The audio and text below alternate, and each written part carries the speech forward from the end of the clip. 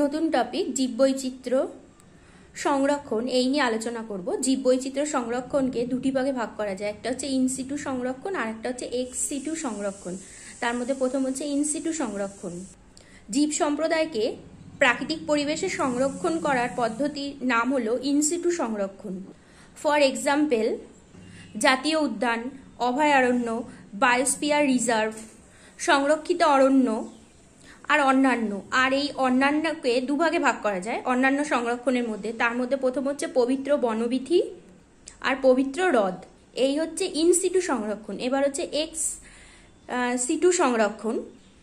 এইটা বলতে আমরা বুঝি জীব সম্প্রদায়কে তার নিজস্ব বৈচিত্র্য অনুযায়ী প্রাকৃতিক পরিবেশের বাইরে কৃত্রিম উপায়ে নমুনা হিসাবে সংরক্ষণের পদ্ধতিকে এক্স সিটু সংরক্ষণ বলে। ফর এক্সাম্পল, জিন ব্যাংক, অ্যাকোরিয়াম এবং চিড়িয়াখানা, বোটানিক্যাল গার্ডেন ইত্যাদি।